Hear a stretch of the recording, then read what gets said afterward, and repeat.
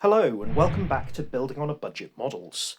I'm Thomas, and today we'll be unboxing this, the Alfa Romeo Alfetta, or 159 Formula 1 car in 1/24th scale by Mr. Craft. Now, as you can see there, illustration on the front, website mrcraft.eu. Now there's some interesting things written on the side of this box. F1 World Cup winner 1950, and here the Grand Prix winner 1950, made in the European community. Pretty sure it's not called that anymore. Now this is the French Grand Prix winner. Then on the other side, details there in lots of different countries. Bought this from Dave Coley's Emporium. Yeah. Okay, now before I open it up, this is probably the oldest kit that I have ever made. It wasn't originally by Mr. Craft, this was by SMER, as I'll show you in a moment. But before I open up, I really need to wear some eye protection, because whoa, okay, I needed these. That's a lot of flash. And I should say that it wasn't stored like this when I got it. I have been investigating it. It was in a plastic bag. Anyway, we'll have a look at the instruction manual first. It does have some history on here. The Alfa Romeo 159 Alfetta was one of the best racing cars in the late 1940s and early 1950s. It evolved from the Type 158 model, a simpler and less powerful predecessor that excelled in its category in car races before World War II. Alfetta was a one-seat racing car that had a tube frame and a 1,480 cubic centimetre inline 8-cylinder engine. The most powerful models were equipped with 404 horsepower engine with a Roots 2-stage compressor. The engine's output power was carried to the rear wheels by a 4-speed transmission and a universal shaft. The car had independently suspended wheels sprung by transversal leaf springs and hydraulically operated brakes. The empty car weighed 840 kilograms and the vehicle running weight was 1,100 kilos. The maximum speed was 310 kilometers per hour and the fuel consumption of 125 to 170 per 100 kilometers. While the pre-war 158 model was successful only in the category of small racing cars, the picture changed after the war.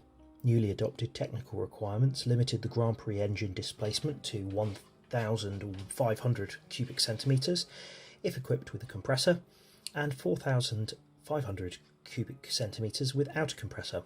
The 159 model benefited from these requirements and was capable of keeping pace with the then current best racers. Alfa Romeo won 4 Grand Prix races in 1947 and 1948 too. 8 races in 1950 and 5 other races in 1951. The Alfa Romeo 158/159 models were driven by many famous pilots such as Farina, Fangio and Fagioli. They're having a long tradition in manufacturing race cars from 1906. The Alfa Romeo company abandoned Grand Prix racing in the early 1950s. Since then it has been manufacturing sports and passenger cars. Presumably this was written before Alfa Romeo joined Formula 1 again in recent years, although it is basically Sauber. At 60 laps with less than 30 miles to go, the position remains unchanged, but Farina has only half a second lead over Fangio. Then, with only a few miles to go, you can hear the groan from the crowd as the loudspeakers announce Fangio has retired with a broken oil pipe. And so Farina comes in to receive the checkered flag, the winner at an average speed of 90.95 miles an hour. It is indeed a great day for Giuseppe Farina, Doctor of Engineering and racing driver, later in the year to be proclaimed the 1950 world champion. Garlanded, proud and happy, he thanks the crowd for its wonderful welcome. I have one great desire, he says, to come to Silverstone again and again.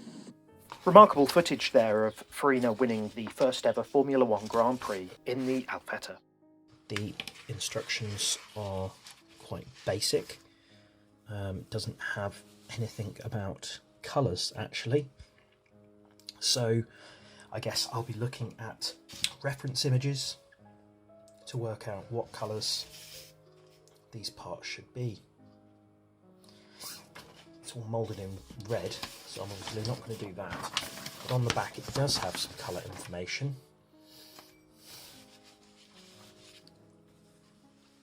And actually, yeah, there are some coloured information down here.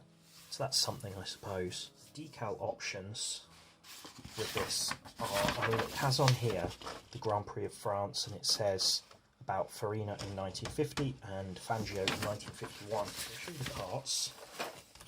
Some of these are still on their spruce, some of them have been removed by me. So this is the part with lots of flash. You can see there the seat, lots of flash around that. The dashboard, there are no decals for these instruments, however I do have some spares, so I might be able to use those.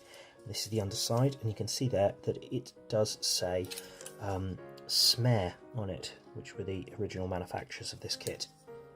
There's some of the leaf springs. This sprue tree here, which has got parts of the engine and the main sort of chassis and the engine cover, main bodywork I should say. Some of the details quite nicely moulded, considering that this kit is over 50 years old. Yeah, the last sprue was actually snapped in the box, so some of these parts have come off. But there's the two axles. Here's the exhaust.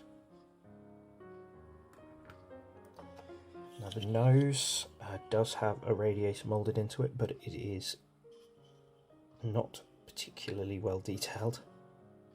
So I'm going to have to be very careful with that so I don't lose all that detail when painting it. Then here we've got things like the wheel hubs, some more small parts, there's the radiator, and then we've got the wheels.